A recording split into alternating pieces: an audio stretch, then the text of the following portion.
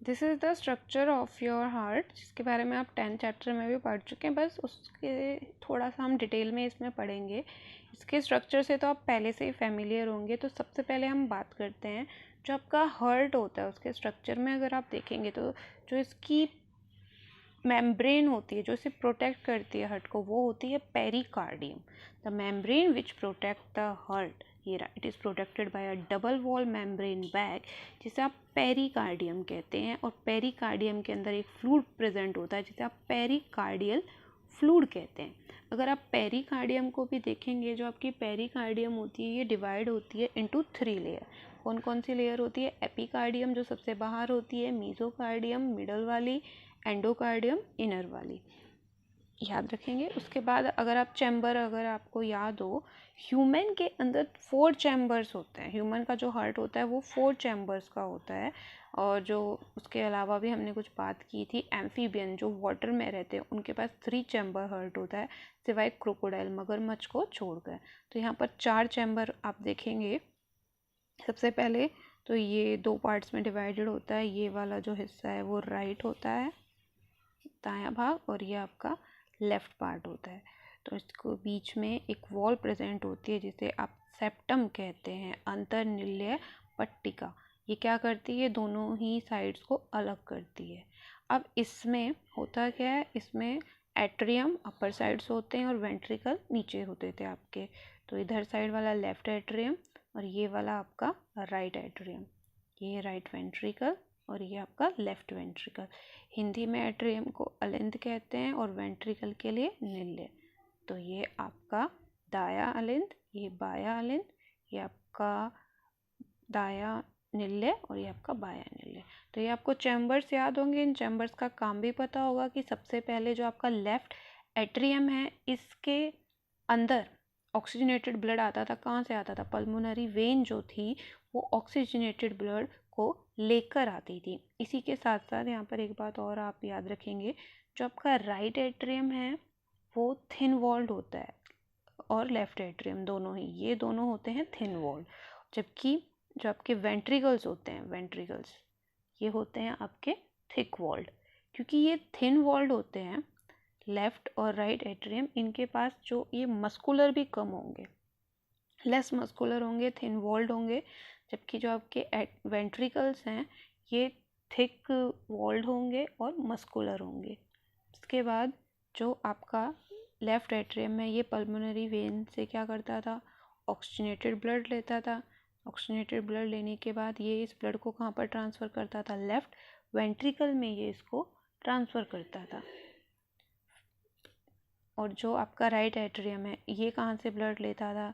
ये ब्लड लेता था वेना कावा, इसके पास डीऑक्सीजनेटेड ब्लड को लेकर आता था। फिर वो डीऑक्सीजनेटेड ब्लड आपका राइट वेंट्रिकल में जाता था और राइट वेंट्रिकल से आपका पल्मोनरी आर्टरी डीऑक्सीजनेटेड ब्लड को लेकर जाती थी। तो याद होगा इस स्ट्रक्चर। लेकिन इसमें अब हमने थोड़ी चीज़ें और ऐड कर दी हैं।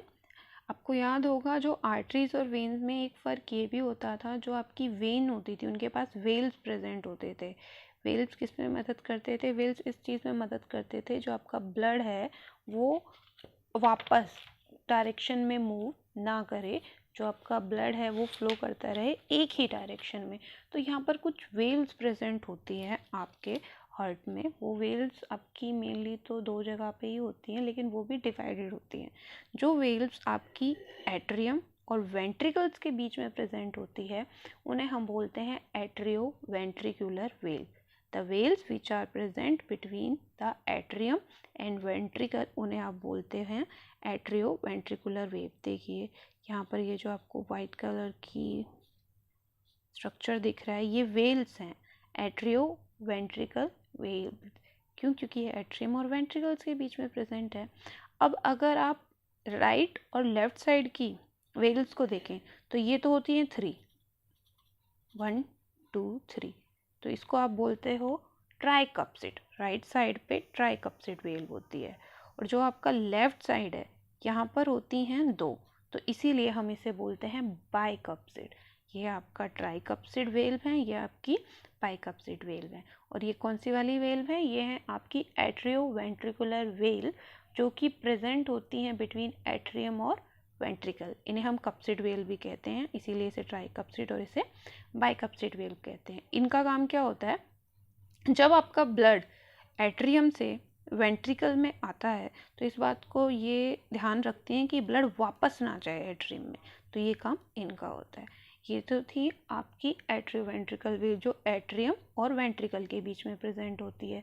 उसके बाद आती है आपकी सेमी ल्यूनर वेल, वो वेल जो आपकी प्रेजेंट होती है at the base of large vessels living the ventricle.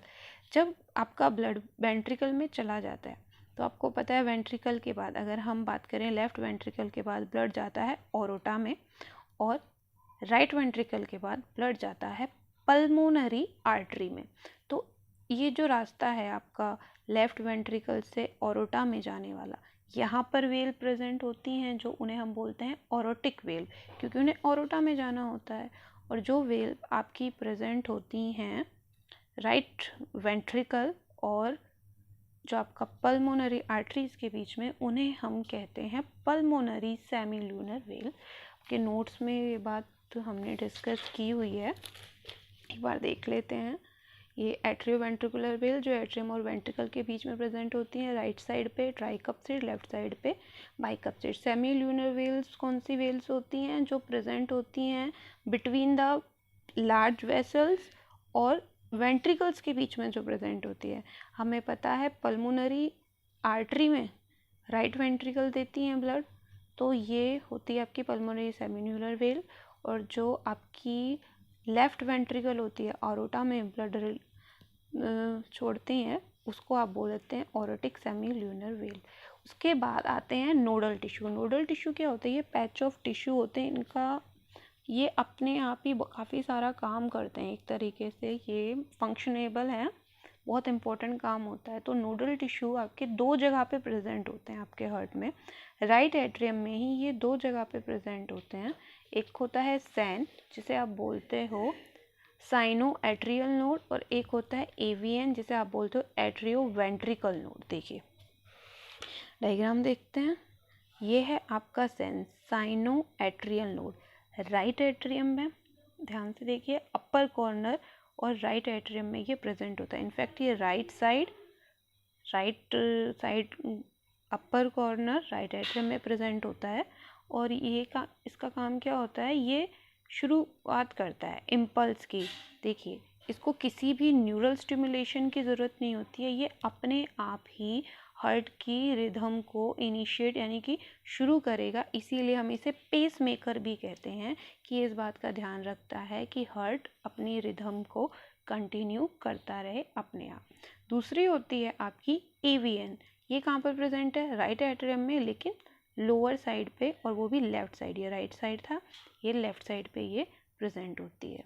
ये होती है आपकी एट्रियो वेंट्रिकल नोड। इनका मेन काम क्या होता है, जो आपकी रिदम होती है हार्ट की, उसको इनिशिएट करना विदाउट एनी न्यूरल स्टिमुलेशन। फिर आप ये देखेंगे ये जो नोड्स है, यहाँ से कुछ फाइबर्स जा रहे हैं, इन्हें हम परकिंजी फाइबर्स कहते हैं।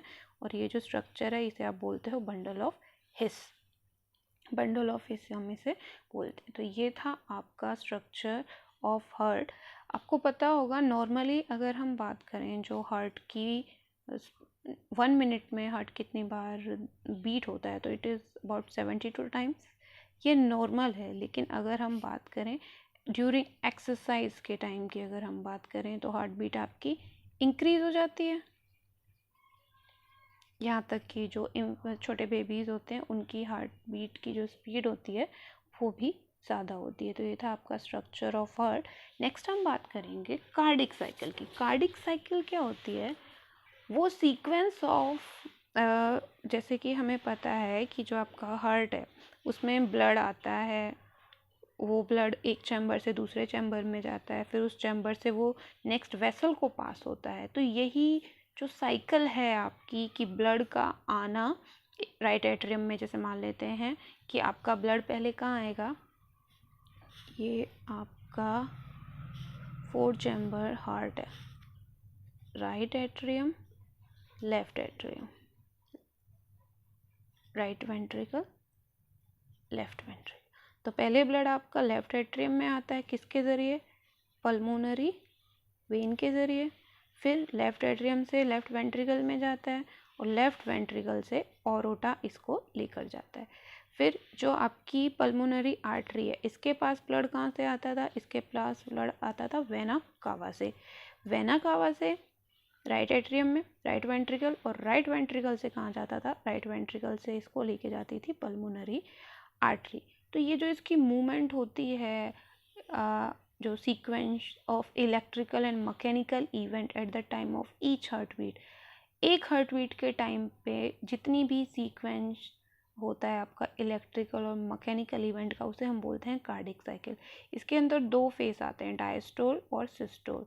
डायस्टोल के टाइम पे क्या होता है? डायस्टोल के टाइम पे जो हार्ट की वेंट्रिकल्स हैं, ये वेंट्रिकल्स ये रिलैक्स हो जाती हैं। क्यों? क्योंकि उस टाइम पे इन दोनों के अंदर ब्लड प्रेजेंट होगा। जैसे ही, ये बात हमने आपसे साथ पहले भी डिस्कस की है, जैसे ही जिस भी चैम्बर के अंदर ब्लड आता है वो रिलैक्स हो जाती है, तो उस टाइम पे हम टर्म यूज़ कर रहे हैं डायस्टोल। फिर आता है सिस्टोल। सिस्टोल के टाइम पे क्या होगा? वेंट्रिकल में कॉन्ट्रैक्शन होगा, जो इसकी वॉल्स होंगी वो कॉन्ट्रैक्शन करेंगी, जिसकी वजह से इसमें जो ब्लड प्रेजेंट है आपकी लेफ्ट वेंट्रिकल्स में, राइट वेंट्रिकल्स में, ये आपकी आर्टरीज में एंट्री करता है। ब्लड इनटू द आर्टरी ये चला जाएगा। तो ये होता है आपका कार्डिक साइकिल। अगर आप कार्डिक साइकिल के फेजेस देखें हम, या फिर सीक्वेंस ऑफ इवेंट कि कौन कौन से इवेंट होते हैं ड्यूरिंग वन कार्डिक साइकिल, तो एक कार्डिक साइकिल के टाइम पे ये 3 इवेंट होते हैं, एट्रियल सिस्टोल या फिर ऑरिकल सिस्टोल जिसे हम बोलते हैं, यानी कि जो आपका एट्रियम है उससे ब्लड किस में जाएगा? वेंट्रिकल में। सिस्टोल यानी कि ब्लड आगे बढ़ेगा। वेंट्रिकुलर सिस्टोल, वेंट्रिकुलर सिस्टोल का मतलब क्या होगा कि जब वेंट्रिकल्स में ब्लड आ गया है, फिर वो ब्लड आगे जाएगा आर्टरीज में, या फिर जो आपकी दूसरी वेंट्रिकल है उससे ब्लड जाएगा आपका पल्मोनरी आर्टरीज में। तो उसके बाद क्या आता है? Joint diastole. जॉइंट डायस्टोल में क्या होता है? ये एक तरीके से रिलैक्स करती हैं, क्योंकि उस वक्त दोनों ही जो आपकी वेसल्स हैं वो फिल हो जाती हैं ब्लड से। ये 0.1 सेकेंड की होती है एट्रियल सिस्टोल, एट्रियम में ब्लड आता है और वो वेंट्रिकल में चला जाता है। 0.3 सेकेंड की वेंट्रिकल सिस्टोल, वेंट्रिकल से ब्लड जाता है आपका आर्टरीज में, और उसके बाद 0.4 सेकेंड की आपकी जॉइंट डायस्टोल्स होती है, कार्डिक डायस्टोल। डायस्टोल का टाइम पे क्या होता है? रिलैक्सेशन, एक तरीके से ब्लड फिल रहता है। ये पूरा ड्यूरेशन जो है ऑलमोस्ट 0.8 सेकेंड का होता है। यानी कि कार्डिक साइकिल कितने टाइम की होती है? 0.8 सेकेंड में एक कार्डिक साइकिल हो जाती है आपकी। नेक्स्ट आता है कार्डिक आउटपुट। कार्डिक आउटपुट का मतलब ये है कि ड्यूरिंग वन साइकिल, ड्यूरिंग पर मिनट का अगर हम हिसाब निकालें, 1 मिनट में कितना ब्लड आपका हार्ट पंप करता है, तो amount of blood pump by heart पर minute is called cardiac output और हार्ट आउटपुट, कि हार्ट के द्वारा 1 मिनट में कितना ब्लड पंप किया जाता है उसे आप बोलते हैं कार्डिक आउटपुट। अगर हम एक एवरेज वैल्यू देखें तो 1 मिनट में एक नॉर्मल पर्सन के अंदर 5 लीटर ब्लड पर मिनट आपका पंप होता है, पर मिनट 5 लीटर ब्लड पंप होता है। ये होता है आपका कार्डिक आउटपुट। नेक्स्ट आता है हार्ट साउंड। जब आपका हार्ट साउंड करता है, आपको पता होगा, जिसको आप सुन भी सकते हैं, फिर ये जो आपके हार्ट है का साउंड होता है वो होता है लब। जो फर्स्ट साउंड होता है हार्ट का वो होता है लब।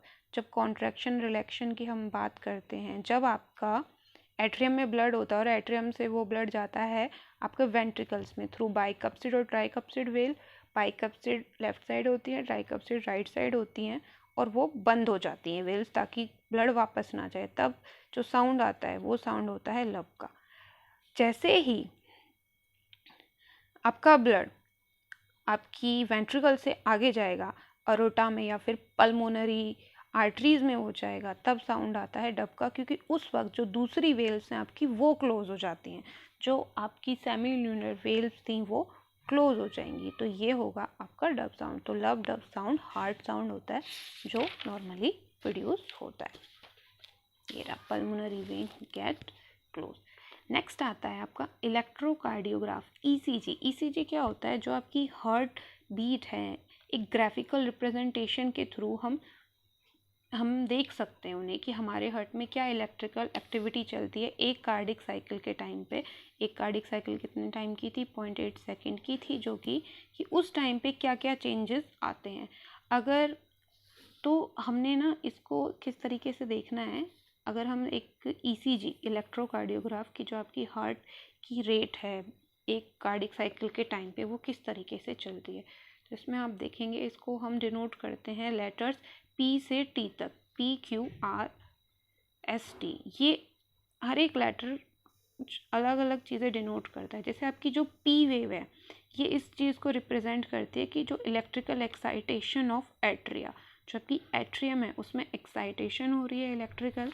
उसके बाद जो आपका QRS की पीक है ये रिप्रेजेंट करती है वेंट्रिकुलर डीपोलराइजेशन को, कि आपके वेंट्रिकल्स में ब्लड जा चुका है। फिर उसके बाद जो आपका T वेव है ये रिप्रेजेंट करती है वेंट्रिकुलर रीपोलराइजेशन को, कि दोबारा से ये रीपोलराइज हो गए हैं। Excitation of atria P wave, ventricular depolarization QRS complex, और T वेव क्या रिप्रेजेंट करती है? आपकी वेंट्रिकुलर रीपोलराइजेशन, ये इस चीज़ को रिप्रेजेंट करता है। इसके बाद हम बात करेंगे ब्लड वेसल्स। ब्लड वेसल्स का जो कॉन्सेप्ट है हम ये 10th क्लास में भी पढ़ चुके हैं। 10th क्लास में हमने पढ़ी थी जो आपकी ब्लड वेसल्स होती हैं ह्यूमन में वो 3 हैं, artery, veins and capillaries. These are the 3 blood vessels जो आपकी प्रेजेंट होती हैं। ये कैसी होती है? इलास्टिक होती है, मस्कुलर ट्यूब लाइक स्ट्रक्चर होता है जिसके अंदर ब्लड फ्लो करता है आपका। अब फ़र्क क्या होता है? फ़र्क ये होता है कि इसमें से कुछ ज़्यादा मस्कुलर होती हैं, कुछ ज़्यादा इलास्टिक होती हैं। अगर हम इन तीनों का कंपेयर करें तो सबसे पहले हम बात करेंगे आर्टरीज़ के बारे में। आर्टरीज़ की जो वॉल होती है, सिंगल वॉल को भी अगर आप देखेंगे तो ये 3 लेयर की बनी होती है। ट्यूनिका इंटरना सबसे अंदर वाली, ट्यूनिका मीडिया बीच वाली, ट्यूनिका एक्सटर्ना सबसे बाहर वाली। जो आपकी इंटरना होती है, ये जो इंटरना होती है इसके पास इलास्टिक मेम्ब्रेन जो होती हैं वो ज़्यादा होती हैं, और जो आपकी ट्यूनिका मीडिया होती है इसके पास इलास्टिक फाइबर्स और मसल्स फाइबर दोनों ही ज़्यादा होते हैं। तो जो इसका ल्यूमन होता है, जो इसका बीच वाला हिस्सा होता है वो बहुत नैरो होता है, और इसमें आपको याद होगा आर्टरीज़ में वेल्स प्रेजेंट नहीं होती है। तो आर्टरीज़ के पास थिक वॉल होती है, लेकिन जो इसकी कैविटी होती है वो होती है narrow. Narrow cavity and thick wall are present in arteries. इसका हम स्ट्रक्चर देख लेते हैं। ये देखिए, ये आपकी आर्टरीज है, ये स्मूथ मसल्स की आपकी मिडल लेयर बनी होती है। ये आपकी एक्सटर्ना, ये 3 लेयर हैं आपकी यहाँ पर प्रेजेंट है। एक्सटर्ना बाहर वाली लाइट ग्रीन, उससे जो डार्क ग्रीन है मीडिया, और द इनर मोस्ट इंटरना जो इसके बीच का स्पेस है इसे हम कहते हैं ल्यूमन। तो आप इसके देखेंगे इसके पास थिक वॉल है, और जो इसकी कैविटी है वो नैरो है, और वेल्स इसमें एब्सेंट होते हैं। और इनका फंक्शन क्या होता है? आर्टरीज का फंक्शन होता है ऑक्सीजनेटेड ब्लड को कैरी करके लेके जाना ऑर्गन्स तक, टिश्यूज़ तक। और जो पल्मोनरी आर्टरीज होती हैं, ये रही आपकी पल्मोनरी आर्टरी, ये क्या करती है? ये डीऑक्सीजनेटेड ब्लड को वापस लंग्स तक लेकर आती हैं। ठीक है, ये तो था आर्टरीज के बारे में। ये आपके वेन का स्ट्रक्चर दिखाया हुआ है। जो वेन है उसमें आप देखेंगे लेयर तो तीनों ही होती हैं इसमें, ये आपकी एक्सटर्ना, मीडिया, इंटरना। लेकिन फ़र्क क्या आता है इसमें? फ़र्क ये आता है जो आपकी इंटरना और मीडिया होती है वो ज़्यादा इलास्टिक नहीं होती हैं, और दूसरी बात जो आपकी मीडिया वाली लेयर होती है उसके पास मसल्स फाइबर्स की कमी होती है, जिसकी वजह से इसका जो ल्यूमन है वो ज़्यादा चौड़ा है। ये देख रहे हैं आप। तो इसकी कैविटी कैसी हुई? लार्ज है एज़ कम्पेयर टू आर्टरीज। साथ ही साथ इसमें वेल्स प्रेजेंट होती हैं। इसकी वॉल कैसी होती है? Thin walled large cavity as compare to arteries, और इसमें वेल्स प्रेजेंट होती हैं। और इनका फंक्शन क्या होता है? इनका फंक्शन होता है जो आपकी सेल्स है, ऑर्गन्स हैं, उनसे डीऑक्सीजनेटेड ब्लड लेकर आना और हार्ट को देना। ये देखिए वेन्स का काम होता है ये। और जो पल्मोनरी वेन है उसका काम क्या होता है? पल्मोनरी वेन का काम होता है ऑक्सीजनेटेड ब्लड को, O2 वाले ब्लड को लेकर आना हार्ट तक। ये किसको लेके जा रही है? ये लेके जा रही है CO2। तो ये काम होता है आपके वेन्स का। वेन्स के बाद आती है कैपिलरीज। अगर हम कैपिलरीज की बात करें तो ये जो है आपकी बहुत tiny one cell thick layer होती है, वन सेल एंडोथीलियम जो इनर मोस्ट सेल्स थी बस ये उसकी बनी होती है, बहुत ही पतली होती है एक तरीके से। ये आप देख रहे हैं ये थिन है। सिंगल लेयर इस पे प्रेजेंट होती है। एपिथेलियल सेल की जो बनी होती है बहुत ही छोटी होती है, वन सेल थिक होती है। इसका मेन काम क्या होता है, ये एक तरह का नेटवर्क है जिसमें आर्टरीज और वेन्स दोनों ही कनेक्ट होती हैं। तो यहीं पे एक तरीके से आप मान सकते हैं एक्सचेंज हो रहा है आपका, किसका, inter exchange of O2 and CO2 and other substance. इधर से आर्टरीज O2 दे रही हैं, न्यूट्रिशन दे रही है, और उधर से कैपिलरी जो आपकी वेन्स है कैपिलरीज से CO2 लेकर जा रही हैं, और जो ब्लड डीऑक्सीजनेटेड है उसको लेकर जाती हैं। तो ये था आपका स्ट्रक्चर ऑफ ब्लड वेसल्स। 3 हैं आपकी, आर्टरीज, वेन्स एंड कैपिलरीज। उसके बाद आता है आपका डबल सर्कुलेशन। आपको डायग्राम याद होगा ये डबल सर्कुलेशन का। ये जब हम डबल सर्कुलेशन की बात करते हैं तो उसमें 2 सर्कुलेशन आती थी। जो सर्कुलेशन लंग और हार्ट के बीच में होती है उसको हम बोलते हैं पल्मोनरी सर्कुलेशन, पल्मोनरी। और जो सर्कुलेशन हार्ट और बॉडी पार्ट्स के बीच में होती है उसको हम बोलते हैं सिस्टमिक सर्कुलेशन। पल्मोनरी सर्कुलेशन में क्या होता था, पल्मोनरी वेन से ऑक्सीजनेटेड ब्लड आता था हार्ट को, और पल्मोनरी आर्टरी डीऑक्सीजनेटेड ब्लड लेके जाती थी लंग्स के पास। सिस्टमिक में क्या होता था, आर्टरीज बॉडी पार्ट तक ऑक्सीजनेटेड ब्लड पहुंचाती थी, और जो वेन्स हैं वो बॉडी पार्ट से डीऑक्सीजनेटेड ब्लड को वापस लेके जाती थी। पल्मोनरी और सिस्टमिक ये दोनों सर्कुलेशन होती हैं। तो इन दोनों सर्कुलेशन को ही हम क्या बोलते हैं, डबल सर्कुलेशन। इसके लिए क्या डेफिनेशन है, इसके लिए आपकी डेफिनेशन है passage of blood twice through the heart in order to complete one cycle. यानी कि ब्लड का पास होना हार्ट से ताकि उसकी एक साइकिल कंप्लीट हो सके, इसे आप बोलते हैं डबल सर्कुलेशन। इसके अंदर आपकी सिस्टमिक सर्कुलेशन और पल्मोनरी सर्कुलेशन आती है। दोनों ही सर्कुलेशन किस किस चीज़ के बीच में होती है ये भी आपको पता है। उसके बाद एक हेपेटिक पोर्टल सिस्टम होता है। ये सिस्टम क्या करता है, ये सिस्टम होता है ब्लड वेसल्स का जो कनेक्ट करता है आपको इंटेस्टाइन, लीवर और सिस्टमिक सर्कुलेशन को। नेक्स्ट अगर हम बात करें रेगुलेशन ऑफ कार्डिक एक्टिविटी की, हार्ट की एक्टिविटी की रेगुलेशन को कौन चेक करता है, तो हार्ट की एक्टिविटी रेगुलेशन को जो मेडुला ओब्लंगाटा एक तरीके से उसी का काम होता है इसको चेक करना। ये किसके थ्रू करता है, ये करता है ऑटोनॉमिक नर्वस सिस्टम के थ्रू। ऑटोनॉमिक नर्वस सिस्टम में 2 पार्ट्स होते हैं, सिंपैथेटिक और पैरासिम्पैथेटिक। जो सिंपैथेटिक नर्व है इनका काम होता है कार्डिक आउटपुट को बढ़ाना ताकि हार्ट रेट बढ़ सके और वेंट्रिकुलर कॉन्ट्रैक्शन भी बढ़ सके, जबकि पैरासिम्पैथेटिक